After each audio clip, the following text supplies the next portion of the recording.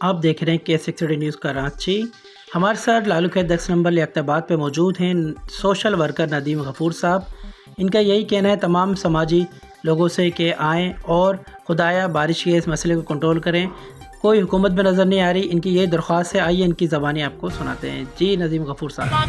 آپ بارش کا دوسرا دن ہے، میں اپنی جان ہتھیلی پہ رکھ کے نکلا ہوں، گاڑی پہ نکلا ہوں، مجھے نہیں پتا کہاں گڈھا ہے، میری گاڑی کہاں گر جائے، میں خدا نہ خواستہ اسپتال پہنچ جاؤں یا میں اللہ میاں کے پاس پہنچ جاؤں، لیکن میں اپنی آواز آپ تک پہنچانے کے لیے پہنچا ہوں۔ میں دیکھ رہا ہوں کہ گروپوں میں دیکھ رہا ہوں، سوشل میڈیا پہ دیکھ رہا ہوں، لوگ جو آ رہے ہیں گاڑی کو دھکا لگا رہے ہیں، تصویریں کھنچوا رہے ہیں اور چلے جا رہے ہیں، وہ کوئی نظر نہیں آ رہا ہے گروپوں میں ڈال رہے ہیں کہ ہم کام کرا رہے ہیں، ہم گاڑیوں کو نکال رہے ہیں، گاڑیوں کو جو سی گاڑی بند ہو گئی اس کو اسٹارٹ کر رہے ہیں، مجھے کوئی نظر نہیں آ رہا۔ اس وقت بارش ہو رہی ہے، حکومت کہاں ہے؟ حکومت نظر نہیں آ رہی۔ یہ میں لیاقتآباد 10 نمبر پہ کھڑا ہوں، میں کہتا ہوں JDC کے سربراہ ظفر عباس کو بھی کہتا ہوں، آپ نے کہا کہ فری جو بسیں چل رہی ہیں، آپ کی بسیں کہاں ہیں؟ میں چیفا صاحب سے کہتا ہوں آئے نکلے، خدمت کریں، رمضانوں میں تو آپ آتے ہیں، سحری کراتے ہیں، افطاری کراتے ہیں، یہ وقت نکلنے کا ہے۔ ظفر عباس صاحب نکلے، چیفا صاحب نکلے، عوام کی خدمت کریں،